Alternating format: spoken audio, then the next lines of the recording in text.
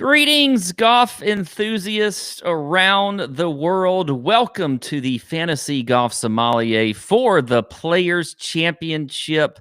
You know, they call this the fifth major. The course TPC Sawgrass is an incredible test for all these players. I think almost anybody can play well here, not just your long hitters. You know, even your short knockers got a chance here. So I think it's going to be a great test for these guys, and I'm ready to roll with the picks of the week. But first, we got to start with what I'm drinking.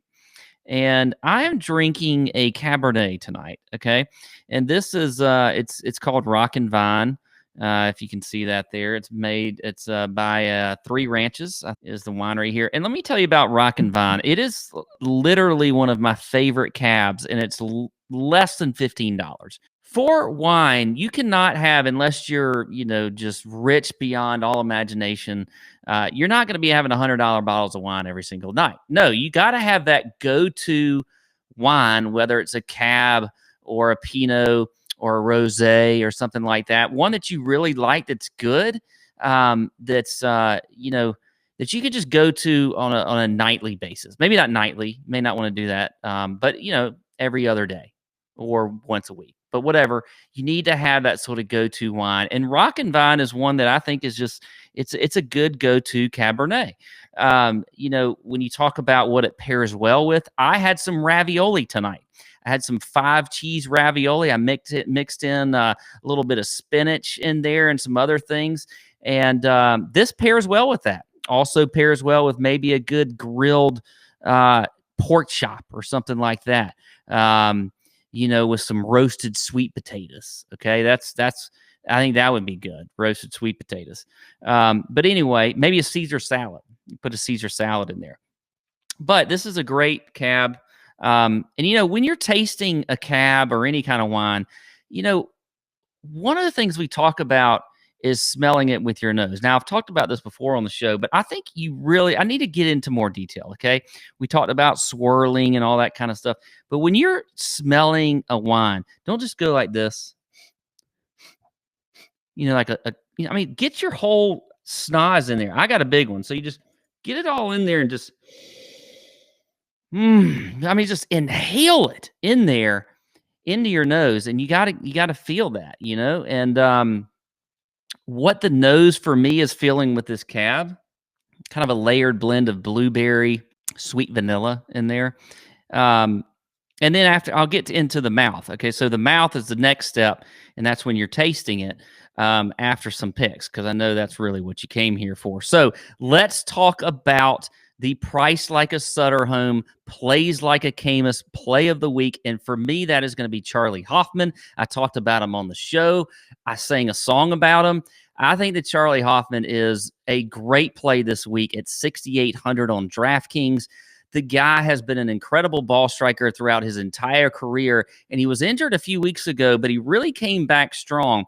He finished top 10 last week at the Arnold Palmer Invitational. He checks the box in ball striking, off the tee. His strokes gained approach stats are great when you look at over the last 24 rounds.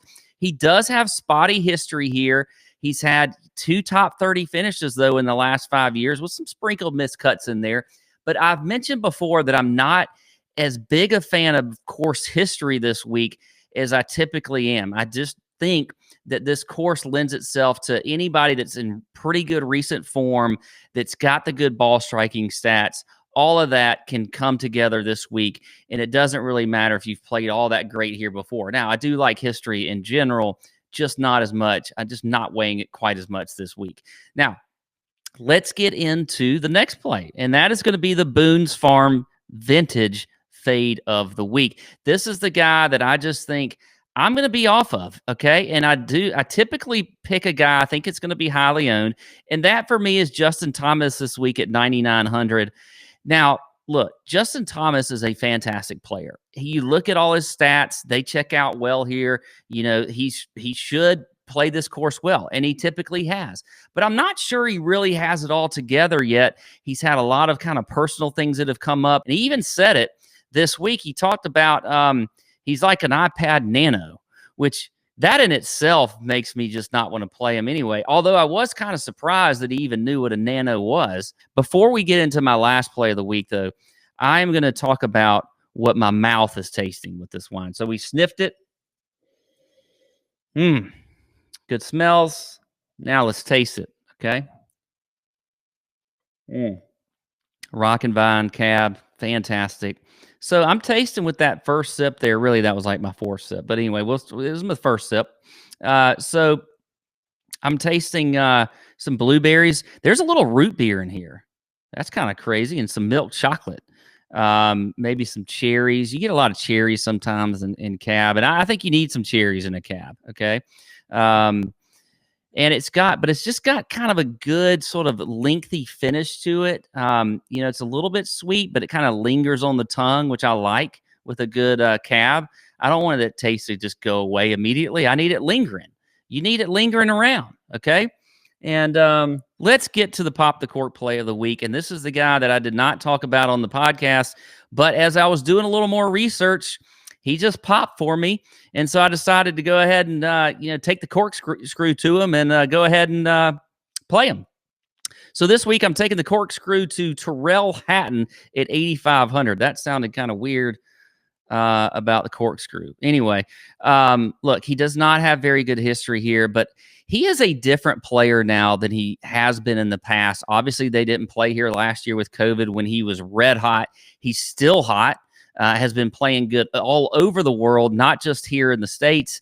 If you think about last week at the Arnold Palmer, he really would have had a chance to be in the mix at the end if he hadn't just screwed up his first round. I think he shot 77 or 78 in the first round, but then came back strong on Friday, made the cut, and played pretty well after that.